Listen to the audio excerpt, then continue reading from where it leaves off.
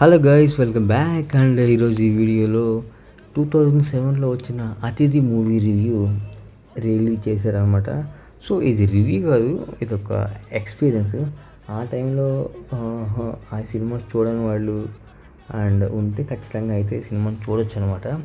And దాదాపుగా మహేష్ బాబు సినిమాలు మొత్తంలో కూడా కొంచెం ఒక స్టైలిష్గా చాలా బ్యూటిఫుల్గా కనిపించే సినిమా ఇది మహేష్ బాబు. దీంట్లో చాలా బాగుంటాడు, బట్ ఒక కంప్లీట్లీ ఒక యాక్షన్ మూవీ ఇది.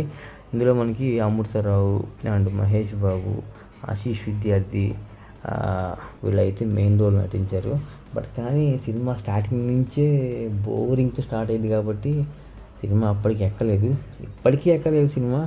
ఏదో మహేష్ బాబు కోసం మాత్రమే సినిమా అయితే చూశారనమాట. అండ్ అసలు అతిథి సినిమా పేరు అతిథి, మనోడి పేరు కూడా అతిథి. అది కొంచెం కొంచెం అయితే సినిమా అందరికీ పెద్దగా అయితే అవ్వలేదు. చిన్నపిల్లల సీన్లు, వాళ్ళు చచ్చిపోవడం ఏంటో ఇదేంటో అసలు అంత వర్త్ఫుల్గా అయితే లేదు. ఆ మహేష్ బాబుకి అలాంటి story Surendra Reddy wrong commitment ఇచ్చాడు. అండ్ అలాగే అది కూడా పర్ఫెక్ట్గా అయితే లేదనమాట. సో చిన్నప్పటి నుంచి చూసుకున్న అమ్మాయిని కాపాడుకునే కథే ఈ అతిథి అనమాట.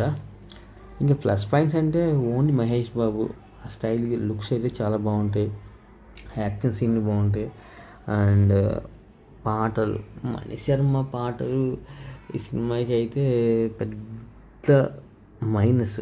ఎందుకంటే సరైన సాంగ్స్ అయితే ఒక్కడు కూడా లేదనమాట. పాటలు అయితే పెద్దగా అయితే ఏం లేవు.